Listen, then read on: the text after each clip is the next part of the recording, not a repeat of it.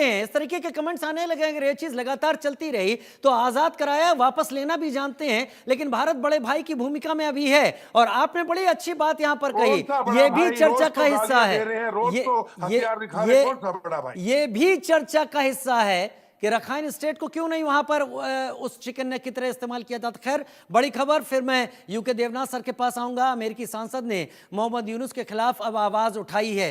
क्यों उठाई है, वजह भी साफ नहीं, लेकिन अमेरिकी सांसद ने उठाई बांग्लादेश हिंसा पर। अमेरिकी सांसद का हल्ला बोल इस वक्त यूनुस सरकार पर आवाज उठाई। अब तक कोई क्यों नहीं उठा रहा था? नोबेल पीस प्राइज कमेटी आखिर क्या कर रही है? ऐसी हालत में ऐसे शख्स से नोबेल पुरस्कार वापस नहीं लेना चाहिए, छीन लेना चाहिए, क्योंकि वो अपने नोबेल पीस प्राइज को डिफेंड नहीं कर पा रहा, उसके अनुसार आचरण नहीं कर पा रहा। यूनुस सरकार नाकाम, कार्रवाई की जाए। डीप स्टेट हालांकि अमेरिका का इन्वॉल्व रहा है। सेंट मार्टिन आइलैंड को ना देने को लेकर जो प्रेशर था शेख हसीना पर, उसी सेंट मार्टिन आइलैंड के नजदीक अब अराकान आर्मी पहुंच गई है। यूएस सांसद ने यूनुस के खिलाफ आवाज उठाई, लेकिन यूएस के सांसद ने क्या चीजों को पूरी तरीके से समझाए तब आवाज उठाई है। वित्त और विदेश मंत्रालय ने प्रतिबंध लगाए, ये भी कहा है। यूनुस सरकार अत्याचार रोकने में नाकाम हो गई है। ग्रुप कैप्टन यूके देवनाथ इस वक्त मेरे साथ जुड़ गए हैं।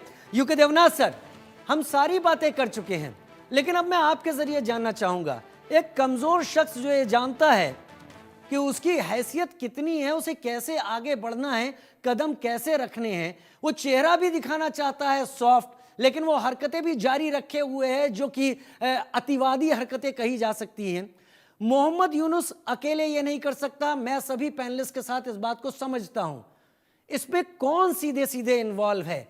क्या वो डीप स्टेट जिसने शेख हसीना को उखाड़ फेंकने में मेजर रोल अपनाया, क्या उसका कोई कर्जा अदा किया जा रहा है, या फिर मोहम्मद यूनुस दिखाना चाहते हैं कि उनकी लीडरशिप में बांग्लादेश ने भारत को चुनौती दे दी? देखिए, मोहम्मद यूनुस जो हैं वो एक पपेट प्राइम मिनिस्टर हैं, गुड़िया जिसे कहते हैं।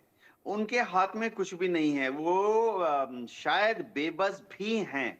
वो उन्होंने अपनी जिंदगी में कभी पॉलिटिक्स तो की नहीं थी, सोशल वर्कर थे। सोशल वर्क करते करते उनको नोबेल प्राइज मिल गया, यहाँ पर लाके उनको डेकोरेशन के हिसाब से प्राइम मिनिस्टर सर, बना दिया मैक्रो गया। इकोनॉमिक्स के लिए नोबेल प्राइज मिला था, और जिन लोगों को, गरीबों को इस पैसा देने के लिए प्राइज मिला था, उनसे 15% इंटरेस्ट लिया जाता था। ये कौन सी नोबेल प्राइज पाने का ये पैमाना है? ये कौन सा बड़ा अचीवमेंट? खैर, आप अपनी बात पूरी करें, आपने बोला तो इसलिए मेरे मुंह से निकला है, प्लीज। हाँ, फिलहाल बांग्लादेश में बीएनपी की सरकार जो है वो केयरटेकर सरकार का मेजर पार्टनर है। जमात इस्लामी और छात्र प्रतिशत माइनर पार्टनर है। और हिस्टोरिकली देखा गया है कि जब भी बीएनपी की पार्टी बांग्लादेश में आती है, खालिदा जिया जो हैं वो थोड़ा एंटी इंडिया स्टांस दिखाती रही हैं। अभी विक्रम सेठ वहां गए थे और माहौल को उन्होंने जरा स्टेबलाइज करने की कोशिश की। विदेश मंत्रालय बहुत नपे तुले बयान दे रहा है। फिलहाल भारत में हमारी रक्षा मंत्रालय, विदेश मंत्रालय और वित्त मंत्रालय एक साथ काम कर रहे हैं। एक एस्केलेशन मैट्रिक्स होता है, यानी जब बांग्लादेश कोई कार्रवाई कर रहा है तो हमें आस्ते आस्ते कार्रवाइयां बढ़ानी पड़ती हैं।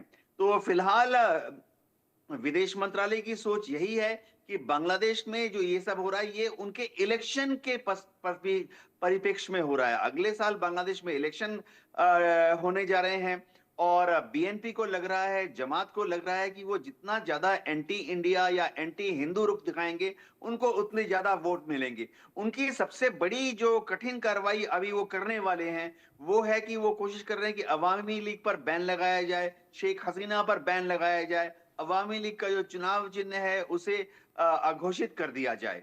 ऐसा करके और हिंदुओं के विरुद्ध कार्रवाई करके वो अवामी लीग के जो कमजोर कार्यकर्ता हैं उनको तोड़कर अपने में मिलाने की कोशिश कर रहे हैं, ताकि अगले साल होने वाले इलेक्शन में फिर से बीएनपी और जमात के जो भागीदार हैं ये पावर में आ जाएं। जी